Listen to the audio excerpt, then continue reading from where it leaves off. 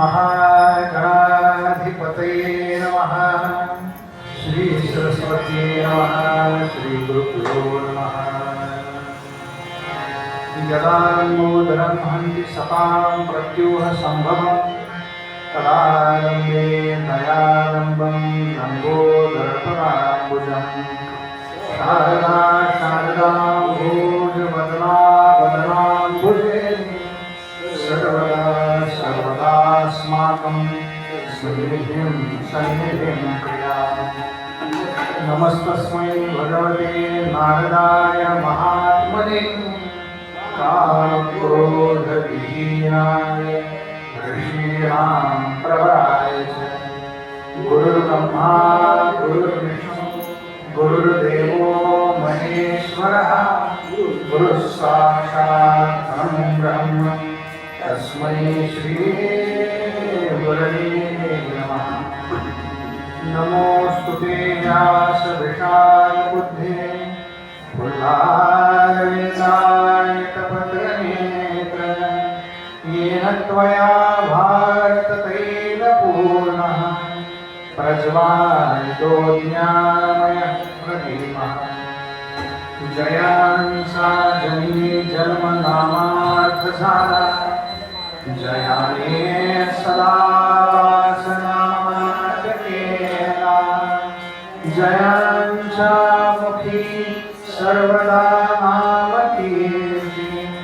नमस्कार ज्ञान ब्रह्मचैतन्यमूर्ति शुकासारिके पूर्ण वैराग्य जाचे वसिष्ठा परिज्ञान योगेश्वराचे कलिवालिका सारिका मान्यैसा। नमस्कार माझा सद्गुरु रामदासा अलंकापुरी पुण्यभूमी पवित्र जिथे नांदतो ज्ञान राजा सुपात्र। जया आठनीता महापुण्यराजे नमस्कार माझा सद्गुरु ज्ञानेश्वर कैलासराज शिवचंद्रमौली मणीन्द्रमाथा भ्रुकुटीधराय कारुण्य सिंधो भवदुःखहारी तुझवीर्ण शंभो भजकोरकाय। मूकं करोति वाचालं भङ्गुं लङ्घयते गिरिं यत्कृपातमहं वन्दे परमानन्दमाधवम्।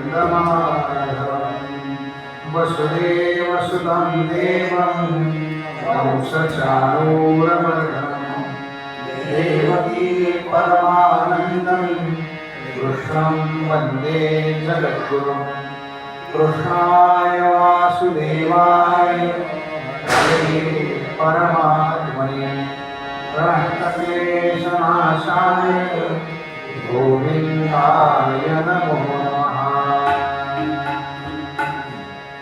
समचरणसरोजं सान्द्रलीलाम्बुदाभं जगन्निकपाणि मण्डलं मण्डलानः करुणतुलसीमालाधरं कञ्जनेत्रं सदयधवलहासं विठ्ठलं चिन्तयामि। बोला पुण्डरीका वरदे हरिहर श्री ज्ञानदेव तुकाराम पंढरीनाथ भगवान की जय। माऊली ज्ञानेश्वर महाराज की जय। जगद्गुरु संत श्रेष्ठ तुकाराम महाराज की जय। सर्व संतन की जय। जय जय रघुवीर समर्थ।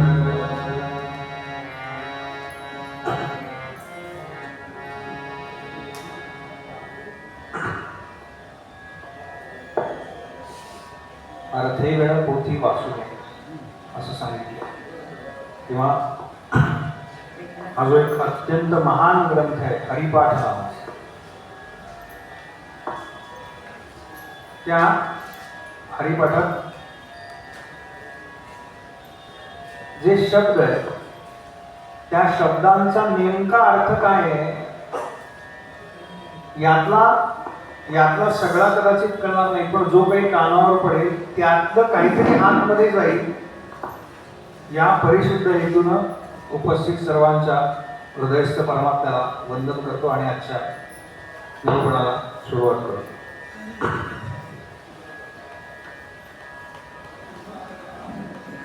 देवाच्या दारामध्ये क्षणभर उभं राहिलं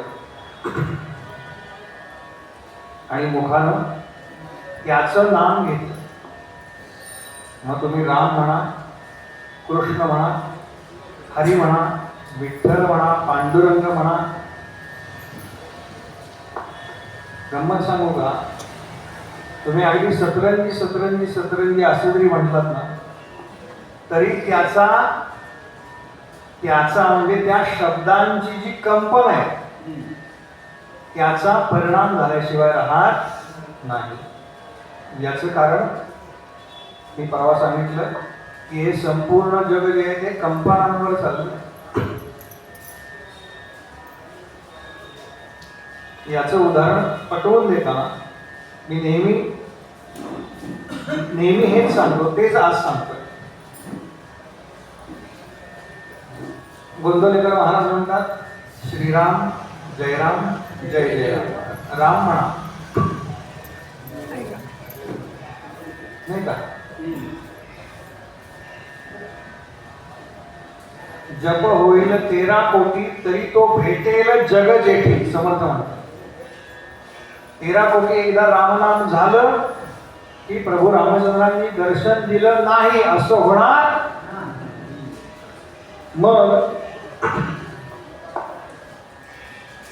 आपण पहिल्या दिवशी जेव्हा बसतो, समजा आपण संकल्प केला, काहीतरी एक संकल्प करा बरं का. आता चातुर्मास सुरू होणार, मी नाही सांगायचं बरं का वैयक्तिक, मी व्यासपीठावरून सांगतोय, याचा अधिकार वापरून मी सांगतोय, काहीतरी संकल्प करा चातुर्मास. अमुक एखादं जमत नाही बाबा, किमान मी वाचण्याचा प्रयत्न केला रोज. पहिल्या वेळेला आपण जेव्हा श्रीराम जयराम जय जयराम म्हणतो ते जपसंख्या 1 कोटी झाली समजा, त्यावेळेला ते श्रीराम जयराम जय जयराम म्हणतो ते 5 कोटी झाली, 10 कोटी झाली आणि अखेर 13 कोटी झाली.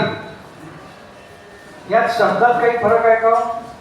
पहिल्या वेळेला म्हणणारे श्रीराम जयराम जय जयराम आणि 13 कोटी जेव्हा होतो तेव्हाही काय म्हणणार? श्रीराम जयराम जय जयराम. फरक कशात आहे? नामात गोडी आहे. नामात गोडी आहे, तो विषय वेगळा. संख्या हा विषय वेगळा. किती व्हायला पाहिजे नाम माहितीये का? जन्मभरीच्या श्वासायचं, म्हणजे अखंड चालू पाहिजे ना. नाम जेव्हा हातात मुरतं तेव्हा ते परेपर्यंत जातं. बरं, परेपर्यंत म्हणजे आता आपण इतकं सहज बोलतो व्यवहारामध्ये, पण प्रत्यक्षामध्ये तो जो शब्द आहे जो आपण बोलणार आहोत त्याची प्रत्यक्ष कंपन परेपासून सुरू होतात. परा, पश्यंती, मध्यमा आणि वैखरी. वैखरीद्वारे ते बाहेर येते. शब्द तेच आहे. संख्या झाली, आपण असं म्हणू, संख्या वाढली, 13 कोटी झाला. पण त्या ज्या श्रीराम जयराम जय जयराम या नामाची जी कंपन आहे ती तेवढ्या वेळा आपल्या शरीरामधून जशी बाहेर पडतात तशी ती पुन्हा आत येतात ना. श्वास आत येतो, बाहेर पडतो, पुन्हा आत येतो ना दुसरा श्वास. ज्यांचा पुढचा श्वास आत आला नाही त्यांचं काय? संपलं. तसे एक नाम पूर्ण झाल्यानंतर ज्यांच्या मुखात पुन्हा नाम आलं, म्हणून नाम किती घ्यायचं? जन्मभरीच्या श्वास आहे. त्या नामाची जी कंपन आहे त्यानं जे बदलतं ना आतमध्ये, आणि एकदा जर सगळीकडे परमात्मा दिसायला लागला तर मग दर्शन दिलं काय किंवा नाही दिलं काय, आपण आपण त्या त्या परब्रह्माच्या कंपनापर्यंत जाऊन पोचतो बरं का. याच्यात विज्ञानही आहे आणि काय आणि साधनजन्य ती आहे बरं का. शरीर अनेक हे आत्ता जाऊ दे बरं का, युट्यूबवर फार दिसून राहू नका. आता ते आपण बघतो ना, अमुक साधू काय ते जमिनीपासून वर गेले, त्यांचा देह जे प्रत्यक्षामध्ये सिद्ध असतात ना, ते असे व्हिडिओ काढायला कोणाला बोलवत नाही आणि ते अशा सिद्धींमध्ये अडकत नाहीत. त्यांचे देह तरल झालेले असतात, म्हणून ते पृथ्वीपासून वर उचलले जाऊ शकतात. असो, या सिद्धींकडे जायला नको. नाहीतर पुन्हा काय होतं, सिद्धींबद्दल सांगायला लागलो ना की काल एक गोष्ट सांगितली ना, तर दुसऱ्या दिवशी अजून काहीतरी सांगा असं होतं. कारण चमत्काराशिवाय नमस्कार नाही ना, हे कलियुगाचं वैशिष्ट्य आहे. आम्हाला महत्व केव्हा पटतंय खरंच, जेव्हा गोंदवलेकर महाराजांचं वाक्य आहे बरं का, संत जेव्हा चमत्कार करतात तेव्हा ते फार खालच्या पातळीवरती आलेले असतात. संतांना चमत्कार अपेक्षित नाहीतर माऊलींनी ती भिंत चालवली ना, पुन्हा म्हणले का कोणाला बस जरा तुला फिरून आणतो, नाही ना, त्याच्याकरता त्यांचा जन्म नाही. रेड्यामुखी वेद बदलला, त्याचे काही क्लासेस नाही घेतले त्यांनी, नाही का. ओ मागणी मिळे पुरोहितम सगळ्या रेड्यांमध्ये उभं केलं. जुने कीर्तनकार म्हणायचे की समजा त्या रेड्याच्या मुखातून नाही, पण ह्या रेड्याच्या मुखातून तरी माऊलींच्या वेळ येतात, एवढा तर चमत्कार बघा तुम्ही. तुमचा चमत्कारावर विश्वास आहे? अगदी प्रामाणिकपणे विचारतो, उपस्थितांचा आहे नाही? अरे आता तर मी 2 चमत्कार सांगितले नाही. चमत्कार होतात बरं का, याच्यावरती विश्वास आहे. थोडं मागे येऊ का तुम्हाला, फार फार मागे घेत नाही, पटकन कॅसेट रिवाइंड करा आणि 2013 मध्ये जा. 2013च्या सुरुवातीला, अगदी जानेवारीचं म्हणतोय,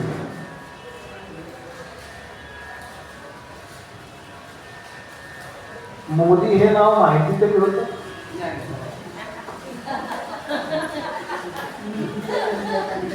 2013च्या सुरुवातीला मोदी हे नाव माहिती तरी होतं का? हा, त्याच्या आधी थोडस एक 5-10 वर्ष ज्या माणसानं कधीही सरकारी कार्यालय पाहिलं नाही, ज्यानं कधीही प्रत्यक्ष निवड, राजकारणाबरोबर फार बोलणार नाहीये, पण कधीही आधी उमेदवारी डिक्लेअर झाली आणि मग उभे राहिले पडतात. हा चमत्कार फक्त आणि फक्त भारतामध्ये घडू शकतो. एवढा मोठा चमत्कार आपल्या डोळ्यासमोर, पण किती विरोध आहे. आज जरी आपण बघितलं ना तर किती विरोध आहे, पण विरोधाकडे लक्ष न देतात. याचं कारण सर्वेषां अविरोधे. ज्याला काम करायचंय त्यानं कोणाला विरोध नाही करायचा, त्यानं आपलं काम कसं महत्वाचं आहे याच्याकडे लक्ष द्यायचं बस. कारण विरोध जर बसलं ना तर सगळ्यात काय खर्च होतो, तर शक्ती खर्च होतो. आणि ते शक्तीचे उपासक आहे. नवरात्रामध्ये 9 दिवस माहिती ना, फक्त लिंबू पाणी, शक्तीचे उपासक आहे. त्यामुळे या सगळ्या गोष्टी घडतात. आजही असे चमत्कार होतात, हे आपल्या डोळ्यासमोर घडलेलं आहे. असो, मूळ मुद्द्याकडे. अनंत असा शब्द आपण काल विस्तारानं पाहिला. अनंत म्हणती माझिया स्वामी ते, अनंत गुण त्याते म्हणून या. आणि मग एक हरी आत्मा जीव शिव समा, बाया तू दुर्गमा न झाली म्हणा. आणि काल आपण मायेमुळे शुद्ध आणि मलिनता असे दोन जे भेद तयार होतात इथपर्यंत आलो होतो. त्याच्यामुळे आम्हाला भगवंत आणि इतर वस्तू अशा वेगवेगळ्या भासतात. लक्षात ठेवा, हा मायेचा प्रभाव आहे.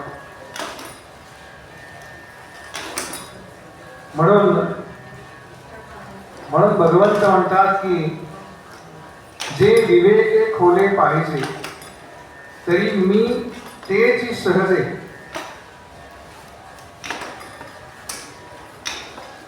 उदाहरण काय दिले भगवंतांनी वर काय, जसं म्हणाले पाण्याचं एक तळ असतं आणि त्या पाण्याच्या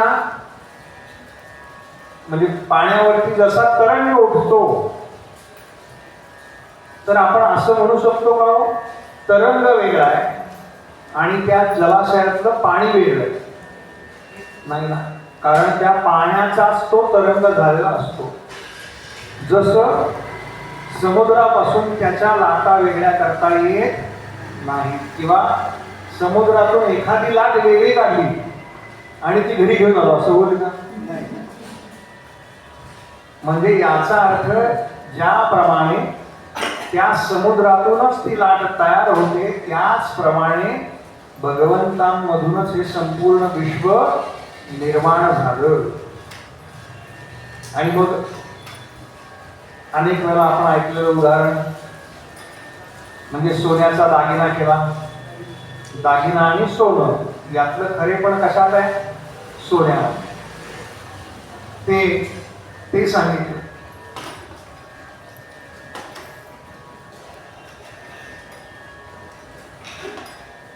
आणि मग एवढं सोपं असताना म्हणजे नाम एवढं सोपं असताना माऊली म्हणतात जर एवढ्या सुलभतेनं हरिप्राप्ती होत असेल तर इतर गोष्टी करता कष्ट करण्याची काय गरज आहे? म्हणून वाया तू दुर्गमा न घाली, बाकी काही तू करण्यात वेळ वाया घालवू नकोस. आणि शेवटच्या चरणामध्ये महाराज म्हणतात वैकुंठ नाही का, आधी आपण पाहिला प्रभा म्हणतो आधी रचली पंढरी मग वैकुंठ नगरी. हे वैकुंठ काय आहे माहिती आहे का?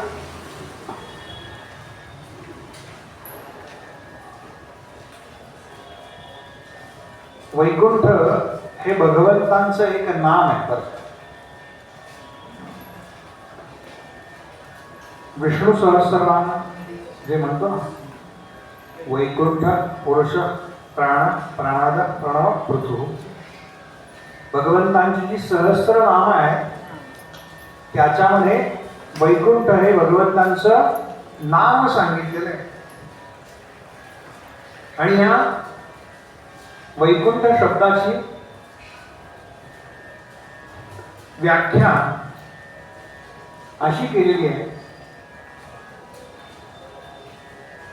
श्रीमद भागवतामध्ये येतं बरं काय. श्रीमद भागवतात हा श्लोक येतो, पत्नी विकुंठा शुभ्रस्य वैकुंठे सुरसप्तमैः तयो स्वकलया जज्ञे वैकुंठो भगवान स्वयं. म्हणजे शुभ्र नाम किंवा शुभ्रा नाम, दिसायला अत्यंत शुभ्र वर्णाची, तिचं नावच शुभ्र आहे किंवा शुभ्र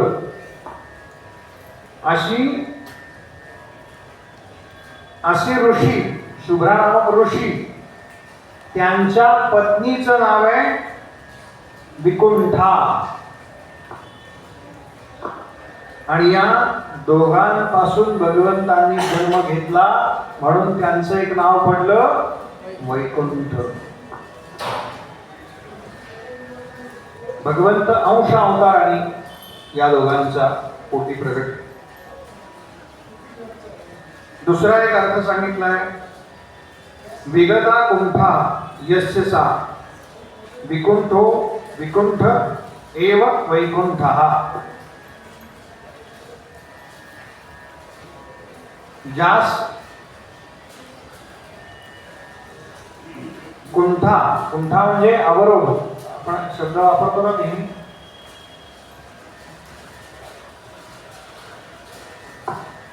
म्हणजे प्रतिबंध, बरं का, थांबवणं.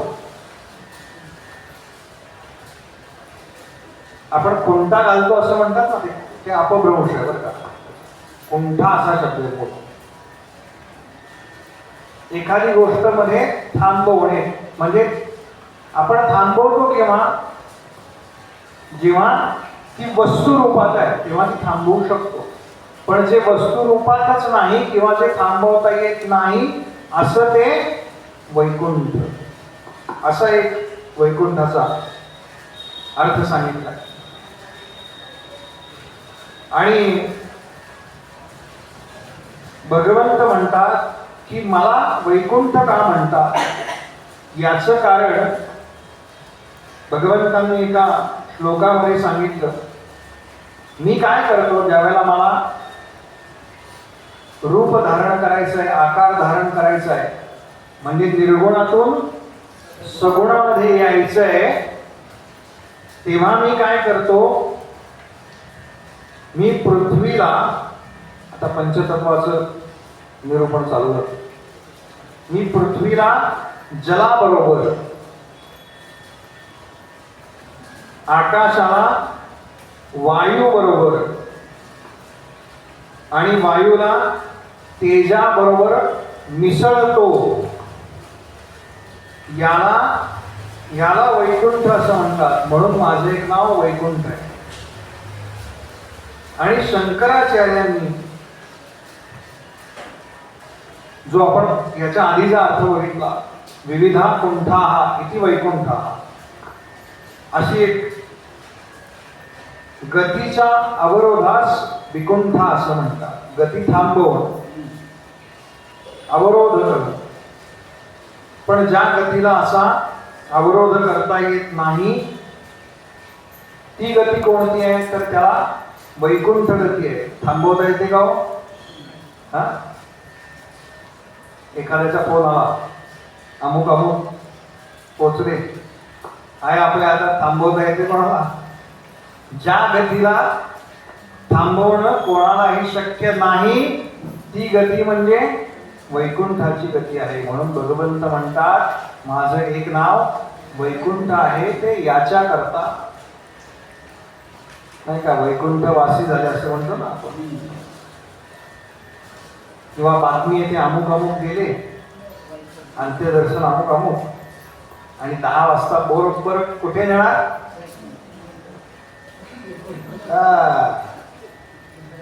म्हणजे आपल्या सगळ्यांची परमगती कुठे आहे? विचार करायचे होते.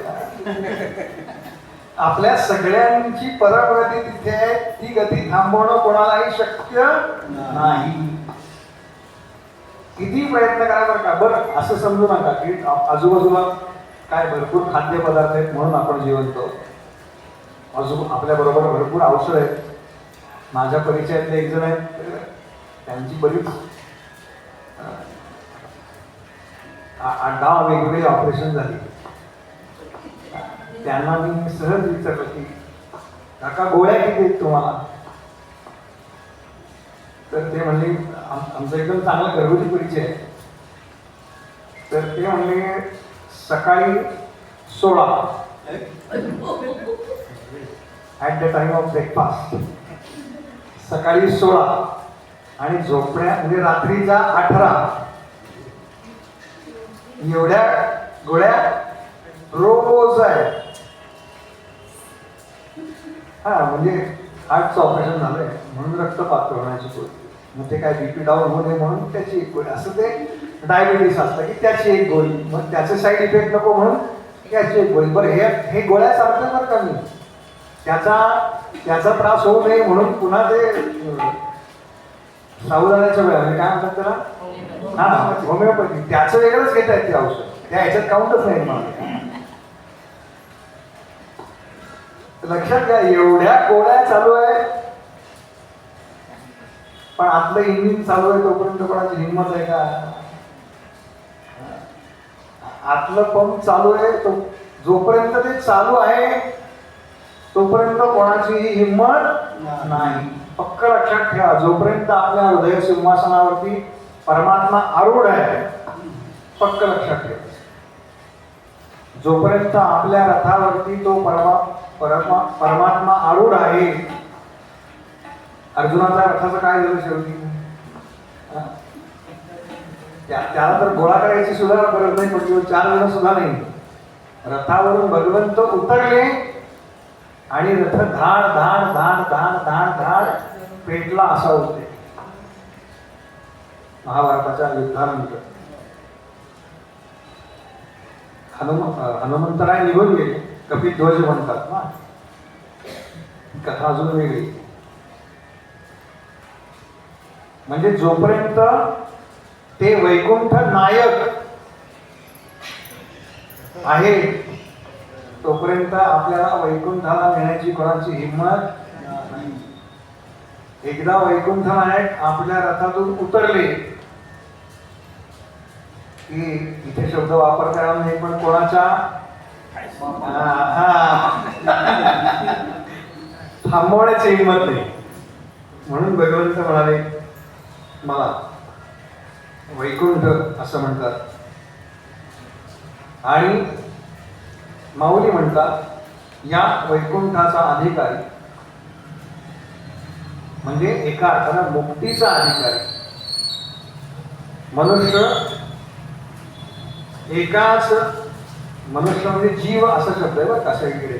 मनुष्य म्हणजे व्यक्ती असा घेऊ नका, जीव एकाच साधनेतून होतो, ते म्हणजे भगवंतांचं नाम संकीर्तन. असं भगवंतांचं नाम संकीर्तन करू आणि मग पुढच्या अभंगाकडे वळू.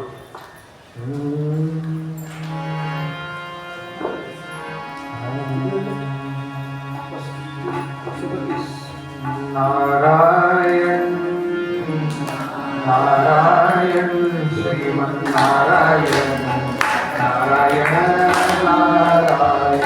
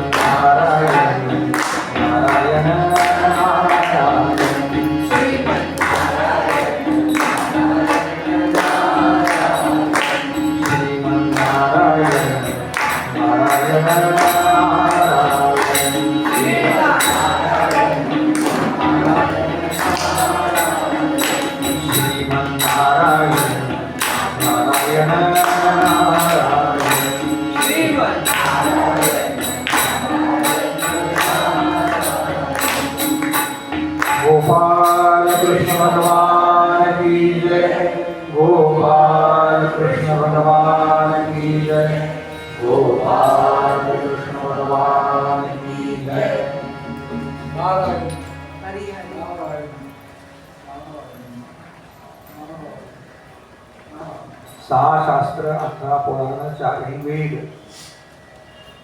ज्या हरिनामाबद्दलच सांगतात, त्या हरिनामाशिवाय दुसरं काहीही नाही असं सांगतात. म्हणून माऊलींनी हे पटवण्याकरता पुढचा अभंग जो सांगितला त्यात माऊली म्हणाले, त्रिगुण असार निर्गुण हे सार.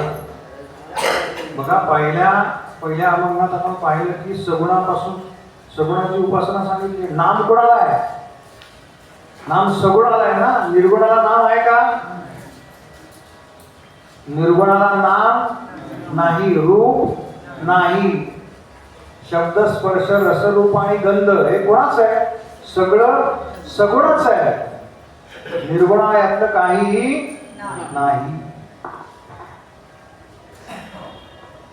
मग पुढे आता माऊली म्हणतात, त्रिगुण असार निर्गुण हे सार. सार काय आहे? निर्गुण. पण ते सगळ्यांकरता तुम्हाला जर सांगितलं, तुम्हाला म्हणजे माझ्या सकट बघा, निर्गुणाचं ध्यान करा, तर ध्यान करा इथपर्यंत ठीक आहे. म्हणजे मला ध्यान म्हणजे काय इथपासून सुरुवात नाही का. मी सुरुवातीला जेव्हा धोतर गप्पा घालून घरातनं बाहेर पडायचो तेव्हा म्हणायचे लोक, काय ध्यान चाललंय नाही का. इथे नवीन येतो तर शिकायला. ते ध्यान वेगळं बरं का, आणि परमात्म्याचं ध्यान वेगळं. त्रिगुण असार निर्गुण हे सार. सारासार विचार हरिपाठ. यातला सारासार विचार काय? हरिपाठ.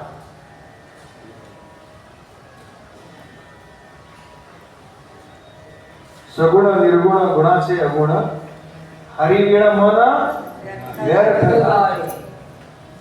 हरिविण सगळं आयुष्यामध्ये व्यर्थ आहे. म्हणून माऊली पहिल्या अभंगात म्हणलं ना, हरिमुखे म्हणा, हरिमुखे म्हणा, बस हरिमुखे म्हणा, बस बाकी काही करू नका. हरी हरी हरी हा जरी जप तुम्ही केलात ना तरी हे सगळं प्राप्त होतं बरं का. नामानं प्राप्त होत नाही असं नाहीच काही जगात.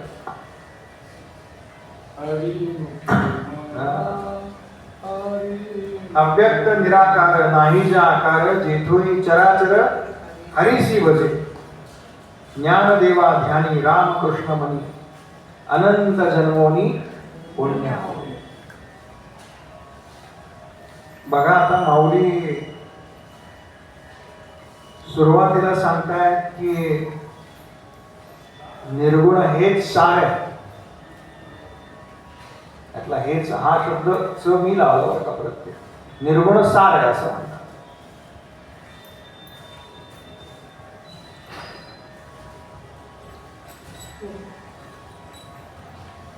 सत्व रज त्रिगुण.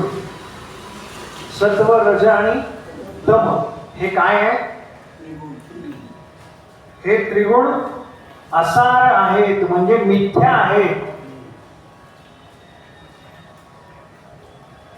आता हे सगळं जग तुमच्या माझ्या सकट कशानं बनलंय?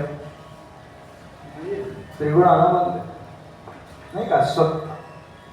आपण कधीतरी चांगले वागतो, कधीतरी रागावतो, हा, आणि या सगळ्याचा कंटाळा आला की रात्री थोडा वेळ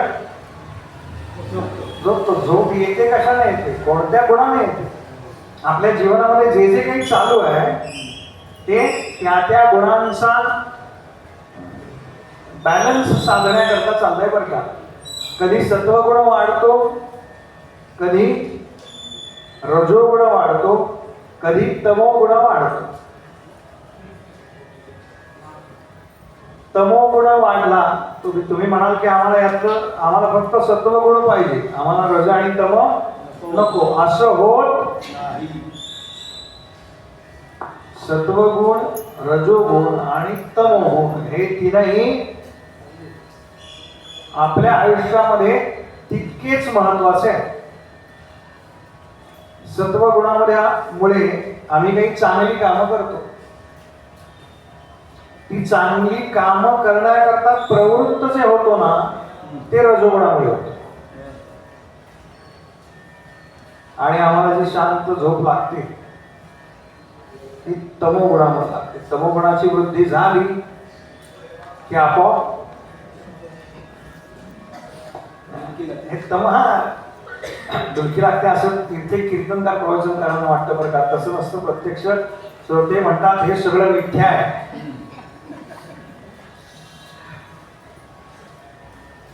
शंकराचार्य म्हणाले ब्रह्मसत्य जगत मिथ्या. का म्हणाले तर त्रिगुण जे आहेत ना, माऊली म्हणतात त्रिगुण असार निर्गुण हे सार. या त्रिगुणापासून जे जे काही उत्पन्न झालेलं आहे ते सगळं मिथ्या आहे. यातलं जे फक्त निर्गुण आहे, कारण सगुण तयार झालं की त्याच्यामध्ये हे त्रिगुण आलेच.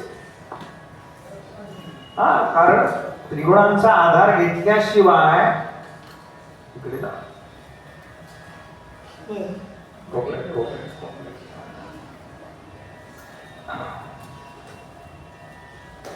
त्रिगुणांचा आधार घेतल्याशिवाय सगुणाला राहता येत नाही.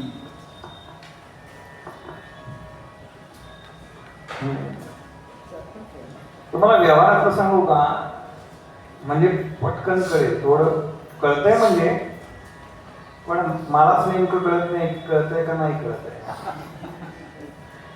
सोपं उदाहरण, खायचं उदाहरण दिलं. आमचे भकरत बाबा म्हणतात की खायचं उदाहरण दिलं की पटकन कळतं. रव्याचा लाडू, याच्यात मुख्य घटक रवा, साखर आणि तूप, बरोबर की नाही. यातला लगेच काकांना घरचे कसे कसे होतात लाडू ते आठवलं बरं का, म्हणून असं. यातला एखादा पदार्थ जरी कमी जास्त झाला, नीट आहे का, यातला एखादा पदार्थ जरी कमी जास्त झाला तरी बेचव म्हणण्यापेक्षा कधीतरी त्याच्या थापून वड्या कराव्या लागतात. कधीतरी त्यात दूध घालून खीर, एवढं पातळ होतं ते त्याची खीर करावी लागते, हो की नाही. बरं, साखरेचा लाडू असं पण म्हणतो का हो? त्या रव्याचा लाडूला साखरेचा लाडू म्हणतो नाही. कशाचा लाडू? रव्याचा लाडू. तूप पण घालतो की नाही त्याच्यामध्ये? तुपाचा लाडू म्हणतो आपण, रव्याचा लाडू. तसं हे सगळं जे जग आहे ना ते सत नावाच्या पदार्थापासून बनलेलं आहे. हा सगळा सतचा लाडू आहे. आलं लक्षात? सत्व गुणाचा हा लाडू आहे, पण त्या सत्व गुणामध्ये रज आणि तम हे योग्य प्रमाणात जर असतील तर तो लाडू व्यवस्थित वळला जातो. नाहीतर जर साखरेचं प्रमाण बिघडलं आणि तो एकदम कडक झाला तर फक्त पाहुण्यांना देण्याकरता त्याचा वापर होतो. पाहुण्यांना देण्याकरता त्याचा वापर होतो. बरं, पाहुणे म्हणू शकत नाही, तो त्यांना खावाच लागतो.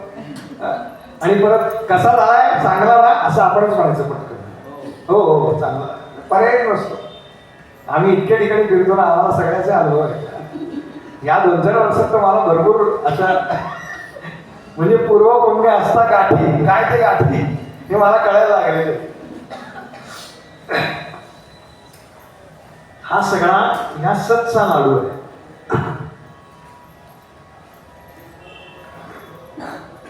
पण मग हे सत्व, रज आणि तम हे जे त्रिगुण आहेत यांची उत्पत्ती कशी काय झाली?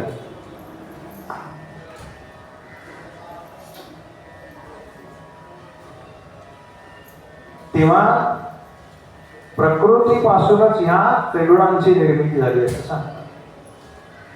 आणि ह्या त्रिगुणांपासूनच प्रकृतीची निर्मिती झाली, बरं का. बघा, दोन्ही एकमेकांवरती अवलंबून आहे. समाजामध्ये चांगले लोक असतात वाईट लोक असतात आणि चांगलं काय वाईट काय तुमचं काही करा, आम्हाला आपलं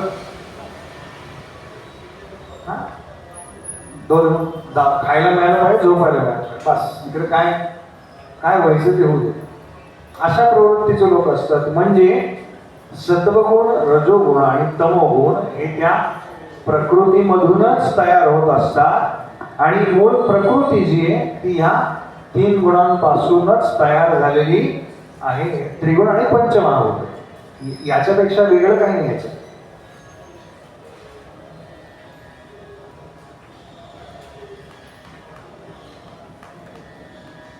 म्हणून ही जी गुणांची व्याप्ती आहे एकमेकांमध्ये ते मिसळतात ना. काही ठिकाणी सत्वगुण अधिक असतो, 50% सत्वगुण, 25% रजोगुण, उरलेला 25% तमोगुण असं आपण म्हणतो. आणि मग हे म्हणजे समजा 3 प्रकारच्या उद्बत्त्या लावल्या, अजून सोपं करून जातो. तर काही ती उद्बत्ती जेव्हा आपण लावतो तेव्हा काही अंतरावरती त्याचा धूर असा सरळ जातो, बरोबर. आणि वर थोडा हवेत गेला की मग तो एकमेकांमध्ये काय होतो, मिसळतो आणि मग ते सगळं त्या हवेमध्ये पसरतं. आलं लक्षात? तसं या त्रिगुणांचं होत असतं. ते ज्या प्रमाणात मिसळले जातील एकमेकांमध्ये त्या प्रमाणामध्ये तशा प्रकारची प्रवृत्ती आपल्यामध्ये निर्माण होत असते. फार अवघड आहे, फार अवघड आहे. आपण म्हणतो ना काय, म्हणजे बघा ना, एखादा माणूस आहे, आपण व्यवहारात हे पाहतो बरं का, काय नोकरी करतोय, कधी कोणाच्या आध्यात नाही मध्यात नाही, सगळं छान चाललंय, रिटायर्ड झाला आणि एकदम काय फिरलं याचं डोकं, म्हणतो ना असं होतं. काय त्याचे जे गुण आहेत ना, सत्व रज तम, हे सोप्या मराठीमध्ये इम्बॅलन्स होता. सत्वगुण टिकून ठेवायला कष्ट फार आहे, कारण चांगलं करायला कष्ट आहेत ना. याला हे शिकवावं लागतं का कोणाला? हे शिकवावं लागत नाही. याच्यापासून परावृत्त राहण्याकरता म्हणून कष्ट करायचा, कारण तो रज आणि तमोकडे झाला. पण सत्वगुणी राहायचं असेल, शुद्ध राहायचं असेल, सात्विक राहायचं असेल तर फार योग्य त्या वयामध्ये, म्हणजे कॉलेजमध्ये, आता ते वय खूप अलीकडे आलंय, 6वी 7वी पासून सुरू झालंय. इंटरनेट आणि मोबाईल फार वाट लावली बरं का आपल्या पुढच्या पिढीची, आत्ताच्या. तर त्याच्यावरती जे संस्कार करणं गरजेचं आहे, या सगळ्या प्रलोभनांपासून लांब राहण्याकरता. तर ते फार अवघड झालंय आता, कारण पूर्वी आपल्याकडे एकच टीव्ही होता, तो आपण बंद करण्याची हिंमत होती आपली, म्हणजे आपल्या आई वडिलांची, तुमची सुद्धा. पण आताच्या पिढीकडे हातामध्ये जे गॅजेट आहे ना, त्यात कुठली जाहिरात कधी येईल आणि त्याच्यावर काय दिसायला लागेल याच्यावरती तुमचा कंट्रोल नाही.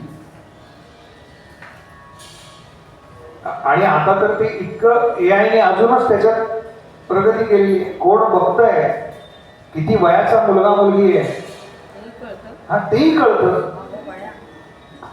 तुम्हाला गंमत सांगतो, तुम्ही समजा तुमच्या फोन पे इंटरनेट चालू आहे आणि तुम्ही आपापसात जर असं म्हटलात ना की काय मला ते 4 धाम यात्रेला जायचंय, जरा कुठे 4 धाम यात्रेची काय आता बघतो मी, तर तुम्हाला अर्ध्या ते पाऊण तासामध्ये 4 धाम यात्रा ज्या घेऊन जातात टूर कंपन्या, त्यांच्या जाहिराती ऑटोमॅटिक येतात.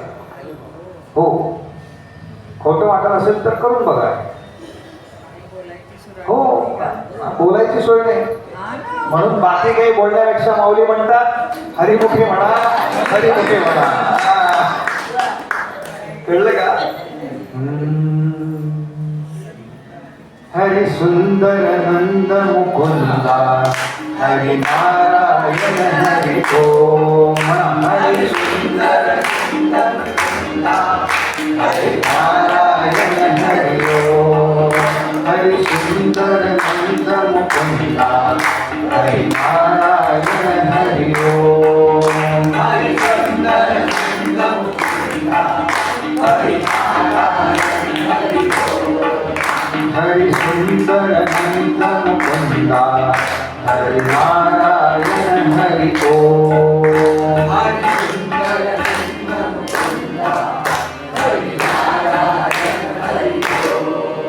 गोपाल कृष्ण भगवान की जय गोपाल कृष्ण भगवान की जय गोपाल कृष्ण भगवान की जय लक्षात घ्या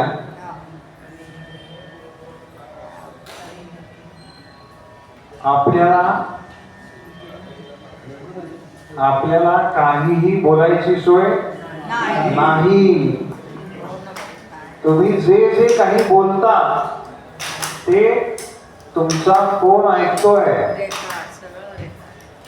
आणि त्या पद्धतीच्या जाहिराती AI थ्रू हे केलं जातं त्या पद्धतीच्या जाहिराती ह्या ऑटोमॅटिक तुमच्यापर्यंत येणार तुम्ही जर म्हणलात की नाही हे मला नको आहे तर त्याच्यावरती आता तुमचा कंट्रोल नाही 3 दिवस 4 दिवस 5 दिवस सलग तुम्हाला त्या पद्धतीच्या जाहिराती बघायला मिळणार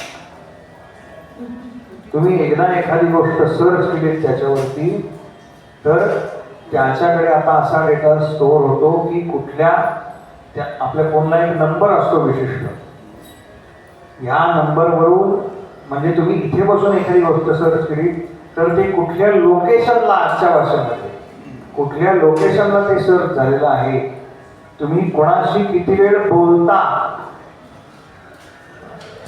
हे सुद्धा आता त्या डिव्हाइसमध्ये कॅश होतं आणि त्याचं रेकॉर्ड ठेवलेलं आहे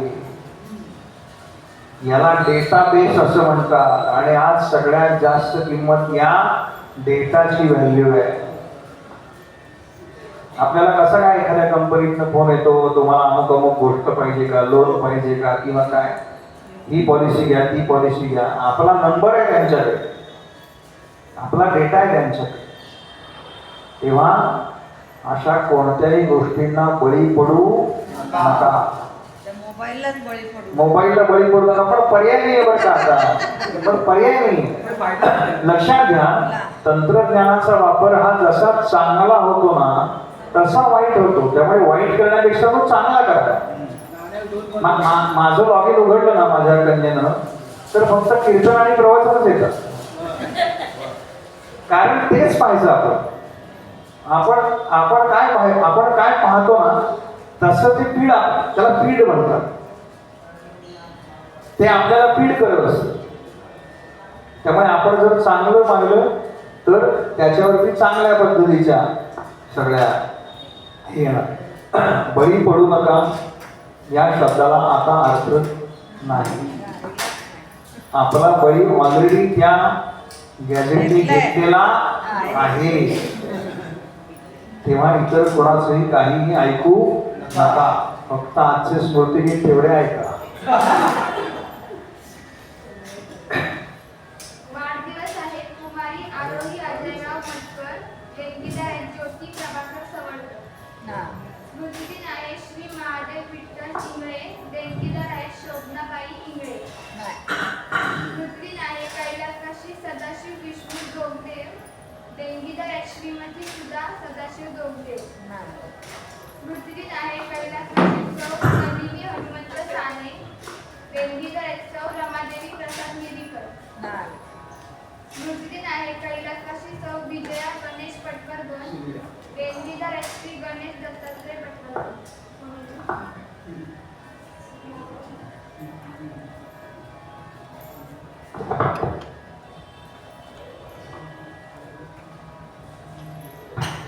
एक पद फक्त ऐकू आणि पुढच्या निरूपणाकडे घ्या ना घेऊन येतो इथे बसा. बसा कोण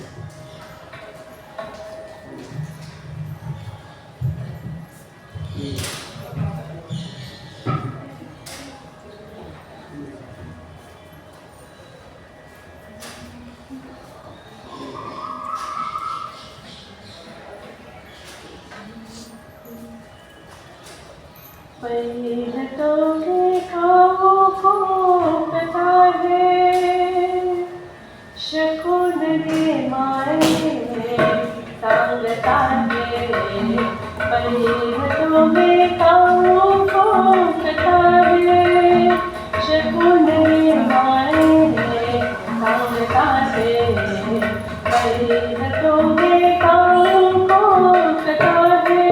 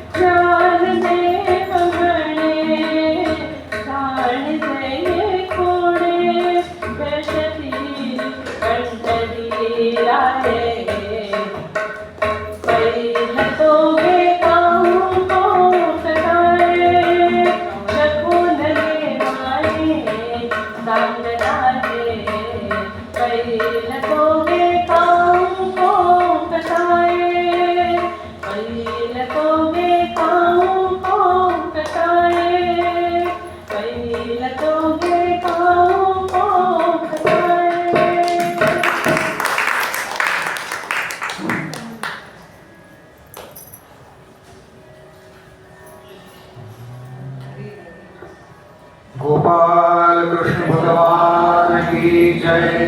गोपाल कृष्ण भगवान की जय। गोपाल कृष्ण भगवान की जय।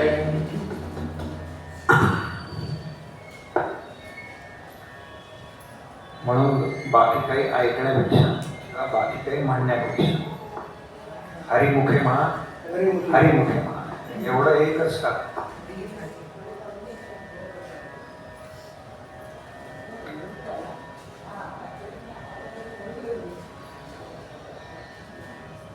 त्रिगुण असार आहे आणि निर्गुण हेच सार आहे.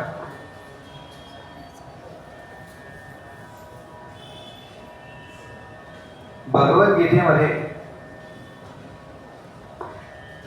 भगवंत एका श्लोकामध्ये सांगतात, सत्वम रजस्तमैती गुणाः प्रकृती संभवाः.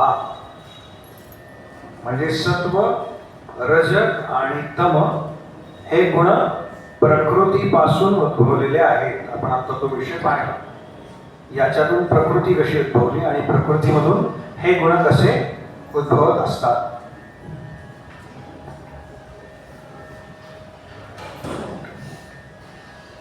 म्हणजे या गुणांची व्याप्ती, सत्व, रज आणि तम या त्रिगुणांची व्याप्ती संपूर्ण प्रकृतीमध्ये आहे. म्हणून त्याला असार मानलेला आहे. असार म्हणजे मिथ्या. आपल्याला जे दिसतं त्याला मिथ्या असं म्हटलंय बरं का. म्हणजे आता हे जे चाललंय ते सगळं मिथ्या आहे, खोट आहे. असं असताना हा मी सांगतोय उद्या संध्याकाळी बरोबर 6 वाजता तुम्ही येताय पुन्हा. लक्षात घ्या, मिथ्या कशाला म्हटलंय नेमकं.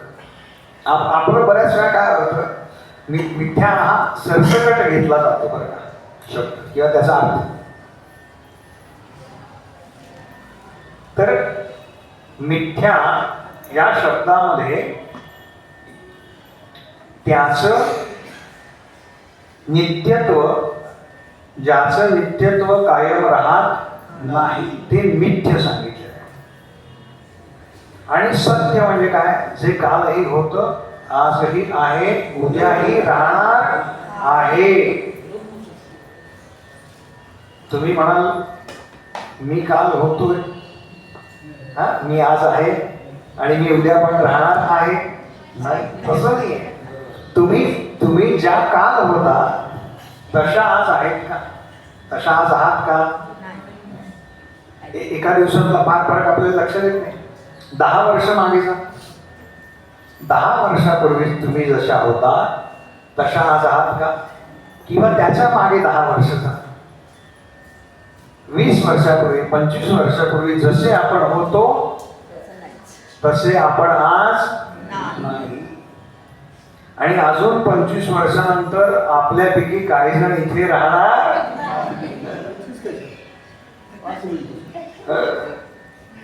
काही जण 5 म्हणतायत.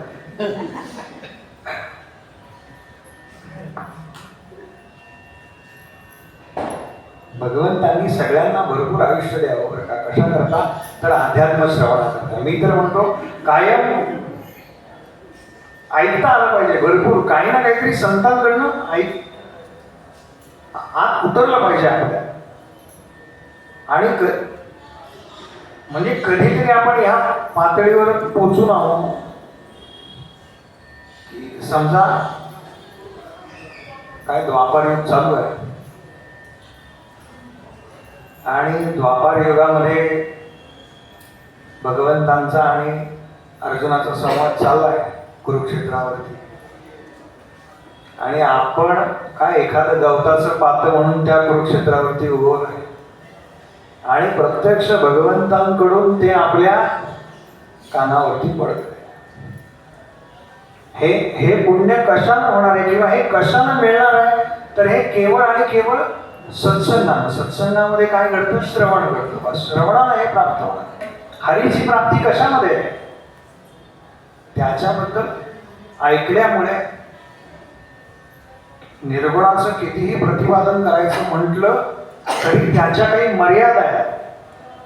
आणि सगुणाबद्दल कितीही सांगायचं म्हटलं तरी ते शक्य. हे दोन्ही करता येईल बरं का. सगुणा करता येईल आणि निर्गुणा करता येईल. दोन्हीच्या काही मर्यादा आहेत आणि दोन्हीही शक्य नाही. असं आहे ना बघा, आपण समजा आपण डोळे मिटले, मी म्हणलं डोळे मिटा, आणि प्रत्येकाने काय कृष्णाची मूर्ती डोळ्यासमोर आणा. तर इथे जी काय आता संख्या आहे 25-30, त्या प्रत्येकाच्या डोळ्यासमोर येणारा कृष्ण वेगळा आहे ना. सगुणातला जरी असला तरी तो वेगळा आहे. मागे कधीतरी मी भागवतात किंवा कुठल्या तरी कथेला सांगितलं होतं की भगवंतांच्या ती एक कथा सांगितली एका गोपीनं त्यांच्या गालावरती असे शेणाचे टिळे लावले होते आणि त्याच्या दुसऱ्याच दिवशी बरं का आठवलं आजींना आठवलं त्याच्या दुसऱ्याच दिवशी नारदांच्या इथे चांदण्या लावल्या त्या पडते पूजा करताना आठवतंय का म्हणजे त्या रूपामध्ये त्यांनी आपल्याला दर्शन दिलं. लक्षात घ्या हा भाव असेल आमचा हा तर खरंय नाहीतर काय लावलंय हे नारदांच्या गालाला. तुमचा भाव काय आहे त्या वस्तूकडे पाहण्याचा त्या भावावरती सगळ्या गोष्टी ठरतात. भगवंत म्हणतात की भगवंत उद्धवाला सांगतात उद्धवा सत्वाने तिन्ही गुण येत केवळ आणि मिश्रित पुरुषाते संसारी करीत गुणकर्मी निश्चित बांधोनी. आम्ही संसारामध्ये अडकतो याचं कारण काय आहे उद्धवा तर हे त्रिगुण आहेत. त्रिगुण कर्मास्तव जाण जीवासी झाले दृढ बंधन जेवी घटा माझील जीवन दावी अडकले पण रविबिंबा. नाथ महाराज म्हणजे ज्याप्रमाणे आता पाणी भरून ठेवणं ही कल्पना आपल्याकडे नाही पण पूर्वी हे होतं बघा पाणी भरून ठेवायला लागायचं अजूनही काही घरांमध्ये असं तेव्हा त्या छोटे छोटे घट असायचे त्या घटामध्ये सूर्याचं प्रतिबिंब पडतं आणि ते दिसतंय कसं तर त्या घटानं त्या प्रतिबिंबाला बांधलंय ना त्याच्यात दिसतं ना आत दिसतं म्हणजे काय तर त्याच्या बाजूला काहीतरी आहे म्हणून त्याच्यात दिसतं ना. हा जसा भास आहे भगवंत सांगतायत उद्धवाला. उद्धव कोणी सामान्य नाही बरं का उद्धव ज्ञानी भक्त आहे आणि उद्धवची निर्गुणाचे उपासक आहे आपल्याला माहिती करता सांगतो. त्या उद्धवाला भगवंत सांगतायत उद्धवा या त्रिगुणामुळे असा भास होतो की जसं ते रविबिंब त्या घटामध्ये अडकलंय बांधलं गेलंय. मुळामध्ये त्रिगुण गुण याचा अर्थ दोरा. दोरा काय करतो दोरा बांधतो ना आपण एखाद्या गोष्टीला. मुळात गुण याचा अर्थ दोरा. आपल्यामध्ये आपल्या आई वडिलांची गुणसूत्र येतात.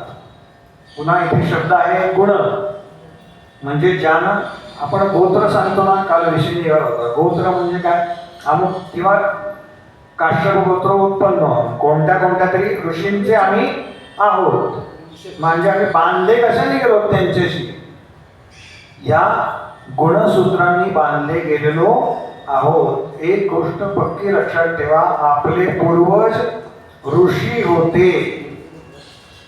आपले पूर्वज माकड नव्हते. जे असं म्हणतात की आमचे पूर्वज माकड होते त्यांचे असतील आपले नव्हते. पक्क लक्षात ठेवा. याचं कारण आपण शाळेमध्ये जो डार्विनचा सिद्धांत शिकलेलो आहोत माणसाची उत्पत्ती माकडापासून झाली असं जे डार्विन म्हणतो त्याचा सिद्धांत त्याच्या मुलानेच घडून काढलेला आहे. त्याच्यावर त्याचं सिद्धांताचं जे पुस्तक आहे त्याच्यामध्ये डार्विनच्या मुलानं एक सिद्धांत मांडला किंवा तो डार्विनला विचारतो बाबा तुम्ही जर असं म्हणताय की माकडापासून माणसांची निर्मिती झाली नीट आहे का थोडं विज्ञान आहे आणि कसं दिशाभूल करतं ते याच्याकरता. तर त्यानं पहिला सिद्धांत त्याच्या आधी मांडलेला आहे की डायनोसॉरस जे होते या डायनोसॉरस छोटे छोटे छोटे छोटे छोटे होत गेले काय अश्मयुगापासून आपण तेच शिकतो दुर्दैव. तर ते नामशेष झाले आणि त्याचं रूपांतर ते इतके छोटे झाले की पाली आणि सरडे हे जास्त आपण सरपटणारे प्राणी पाहतो. तर डायनोसॉरस पासून यांची निर्मिती झालेली आहे. पण तो असं म्हणतो ते सिद्धांत सांगत असताना जेव्हा अशी उत्क्रांती होते त्यावेळेला मूळ जो प्राणी आहे ज्याच्यापासून उत्क्रांती होत जाते तो समूळ नष्ट होतो. मग डार्विनचा मुलगा त्याला असं म्हणतो की बाबा असं जर असेल तर माकडापासून, तुम्ही जे म्हणताय माकडापासून माणसाची निर्मिती झाली, तर अजून या जगातली माकडं का संपलेली नाही? संपली आहेत माकडं? झुरळ संपत नाहीत या देशातली.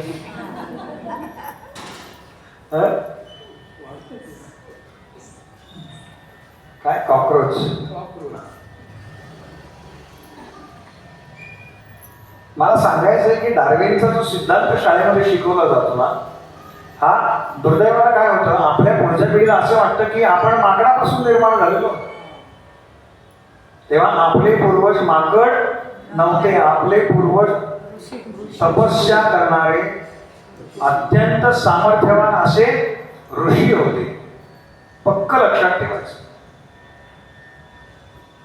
आपण संतांना माऊली म्हणतो ना, मग म्हणजे ते आपले आई बाप आहे. आपले पूर्वज ऋषी होते. पक्क करून टाकायचे. म्हणून तर आपल्याला गोत्र आहे. गोत्र नाही असं सगळ्या ह्याच्यात बरं का, हिंदू मुस्लिम ख्रिश्चन त्यांना सुद्धा काय शब्द वेगळा असेल पण त्यांनाही गोत्र आहे. सगळ्यांना नाही, सगळ्यांना गोत्र आहेच. आता माहिती नाही ही गोष्ट वेगळी. आपले पूर्वज पक्क करा, आपले पूर्वज हे ऋषी होते.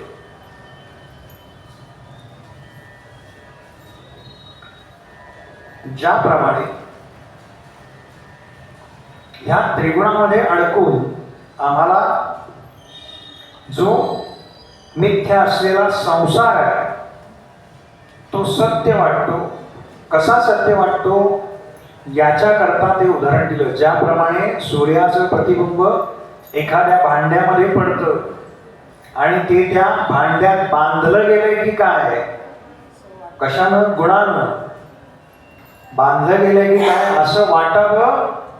म्हणजे ते जेवढं खोटं असतं तितकाच हा संसार सुद्धा खोटा आहे. हे फक्त ऐकून ठेवा. संसार खोटा आहे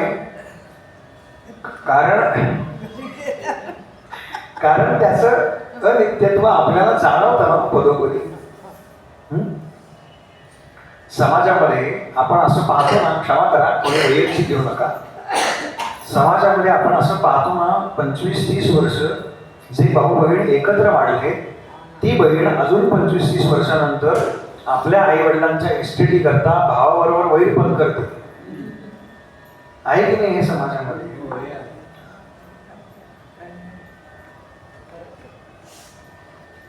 किती दुःखद आहे.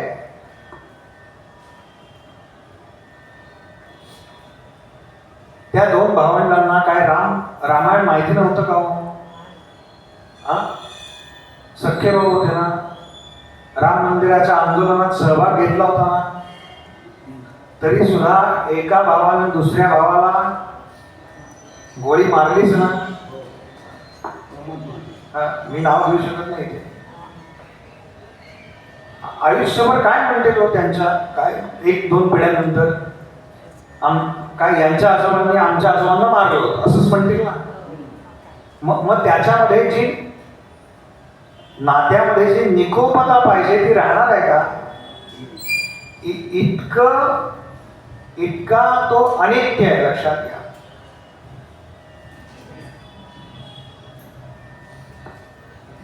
असं घडलं असेल ना आपल्या सगळ्यांच्या बाबतीत. आठवून बघा, काहीतरी घरी छान गोड पदार्थ केलाय आणि त्याच वेळेला अशी बातमी आली की आपल्या नात्यातलं कोणीतरी निवर्तलं. मग त्या पदार्थातली जी गोडी आहे ही जाणवते का आपल्याला? असं म्हणतो आपण, नाही नाही आता जिलेबी केली आहे ना तर खाऊच्या. नाही, याचं कारण ते जे केलंय ना तेही असार आहे. तेही असार आहे त्यावेळेला. म्हणून संत सांगतात आपण आसारामध्ये किती रमायचं हे आपण ठरवायचं. मग त्याच्यामध्ये रमण्यापेक्षा त्रिगुण हे असार आहे आणि निर्गुण हे सार आहे. तेव्हा त्या निर्गुणामध्ये रमा, पण निर्गुणामध्ये रमणं फार अवघड आहे. मग त्याच्या अलीकडची पायरी म्हणजे सगुणामध्ये रममाण होणं. आणि त्या सगुणामध्ये रममाण होण्याकरता जे सगुणाचं नाम आहे त्या नामाचा उच्चार करणं. म्हणून माऊली म्हणाल्या हरिमुखे म्हणा, हरिमुखे म्हणा. लक्षात आलं किती उलट जायला लागतं? का का रमायचं? पक्क लक्षात ठेवा, नामस्मरण काय करतं बरं का? नामस्मरण एक वेगळी दिशा देते बरं का तुम्हाला त्या गोष्टीकडे पाहण्याची, ज्याला आपण डायमेन्शन म्हणतो ना. एक वेगळी डायमेन्शन देतं. आत्ता आपल्या वाट्याला जे आलंय ना ते आपण कसं चांगल्या पद्धतीनं भोगू शकतो. मग ते चांगले का वाईट आहे हे सोडून द्या. ते कशा पद्धतीने मी भोगलं पाहिजे याची शक्ती आणि याची दिशा हे नामस्मरण देतं. लक्षात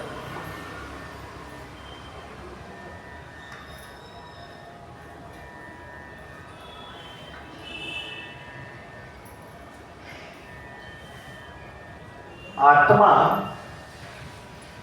ज्या वेळेला जीवदशेमध्ये प्रवेश करतो त्यावेळेला तो असं समजायला लागतो की हा देह म्हणजे मी. आपण सगळे आता देह तादात्म्यावरती आहोत सगळेच. कारण आपण या देहाला मी समजतो ना. असं आहे का कोणी? नाही बाबा, मी म्हणजे काही देह नाही आपण. आणि आपल्याकरताच हे सांगितलंय नाही का, असोनी संसारी.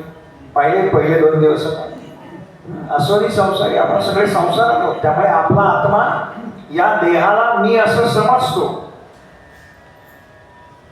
आणि याच्यामुळे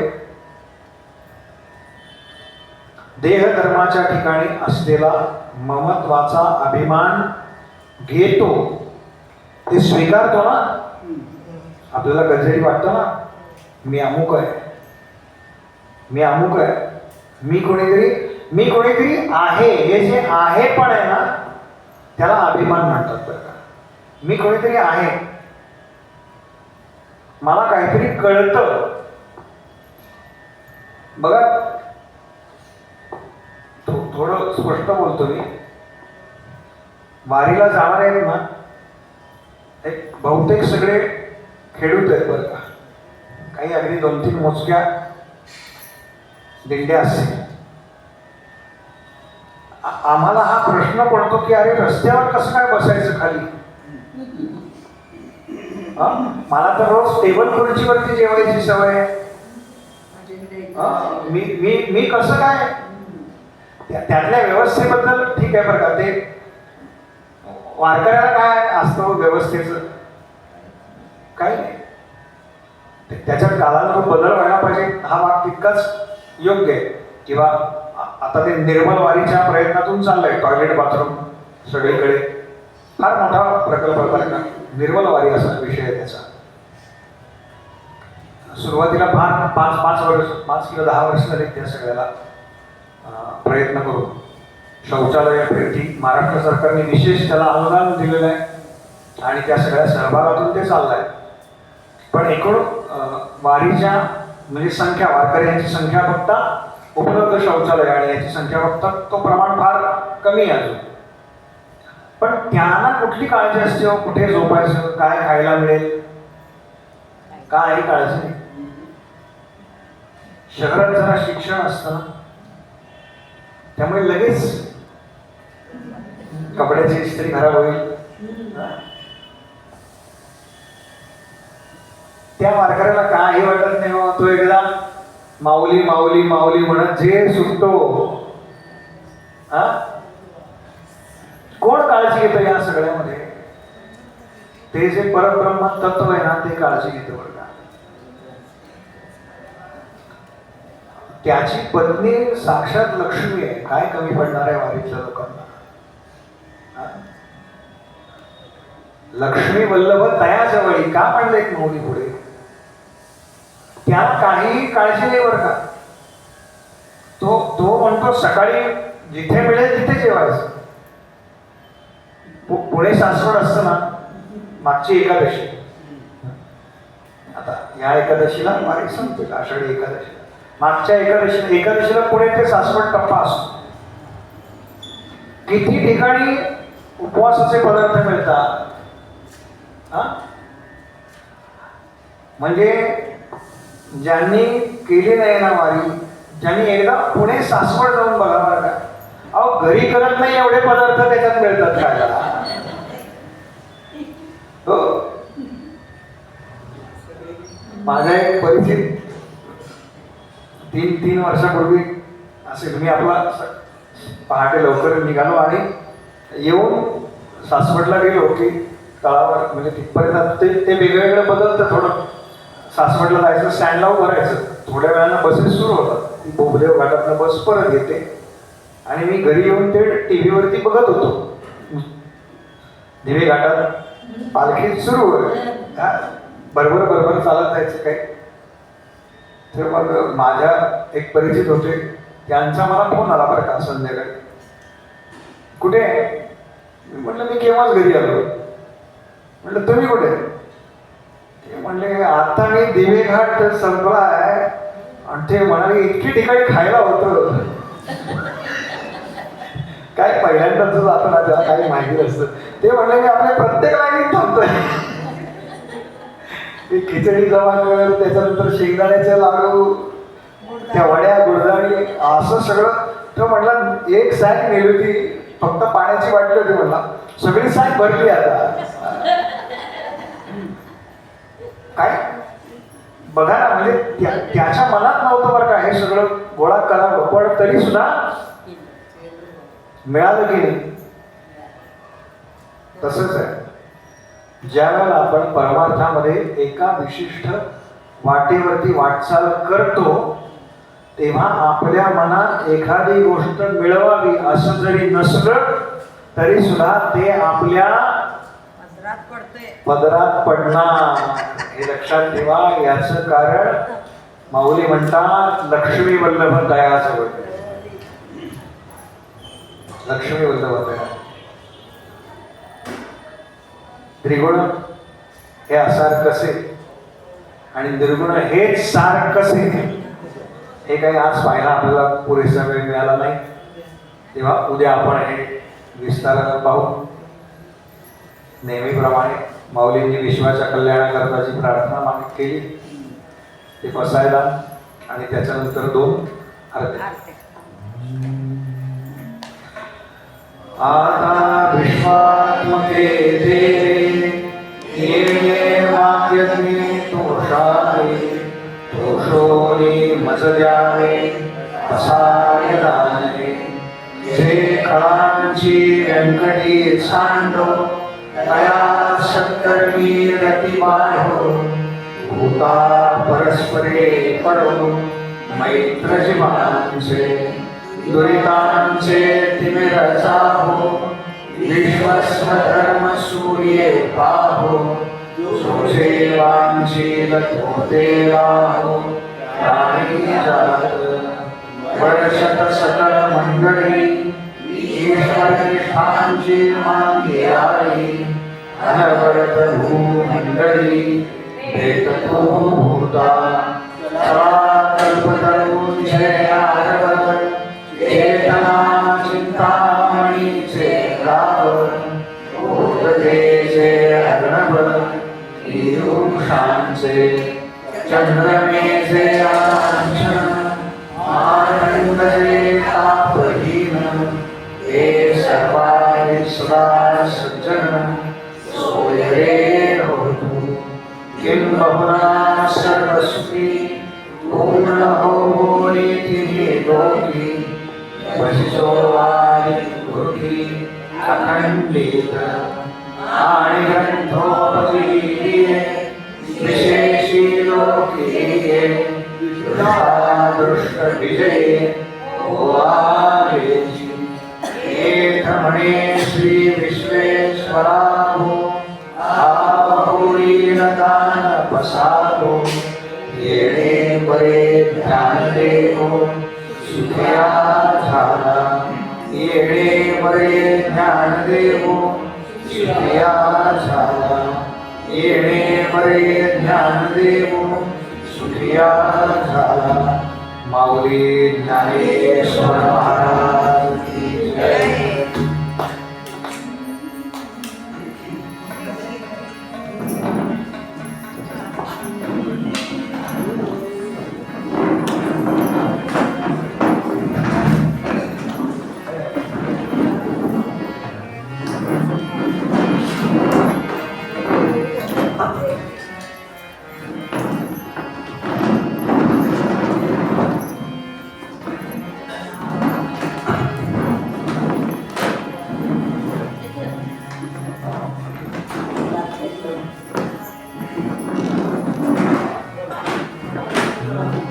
आरती ज्ञानराजा महाकैवल्य तेजा सेवती साधु संत अनुवेद रामाचा.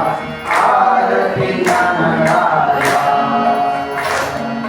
लोकमले ज्ञानजगती क्रमेण कोणी अवतार पांडुरंग नाव ठेविले जाणी. आरती ज्ञानराजा प्रगट गुह्यगोर विश्वब्रह्माची प्रेमे रामा जनार्दनी काही मस्तक ठेविले.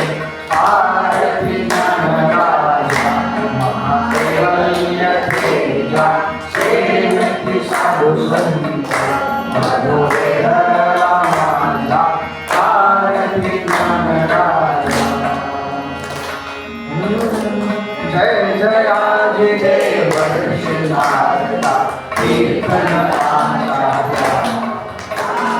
जय जयाजी देव श्रीनाथा कीर्तन आचार्य. प्रेमाने गोवाळू आरती प्रेमाने गोवाळू आरती जगामुनी हरिया. जय जयाजी देव श्रीनाथा कीर्तन आचार्य. जय जयाजी देव श्रीनाथा कीर्तन आचार्य. अशांत व्यासाने तुझे चरण धरिले कृष्ण कथागारी राशी वाकटिले. भगवद गुण संकीर्तन करुणी भगवद गुण संकीर्तन करुणी साधी कार्या. जय जयाजी देव श्रीनाथा कीर्तन आचार्य. जय जयाजी देव श्रीनाथा कीर्तन आचार्य. हरिपुण्य वचना ग्रंथ निर्मिलेवा कृष्ण कथा रसतो भागवती सखिया. दर्शन देवा परमात्माने दर्शन देवा परमात्माने शांत व्यास चढ़िया. जय जयाजी देव श्रीनाथा कीर्तन आचार्य. जय जयाजी देव श्रीनाथा कीर्तन आचार्य. हरि गणपतीन शरण तोरण रूपी जगन्नाथ आनंद पूजा भाइयो त्वमेव माता पिता त्वमेव बन्धुः सखा त्वमेव मित्रः त्वमेव हरे वाचा देवा नामा करोमि यक्षणं तस्मै नारायणाय अजलं देवं नारायणं श्रीराम नारायणं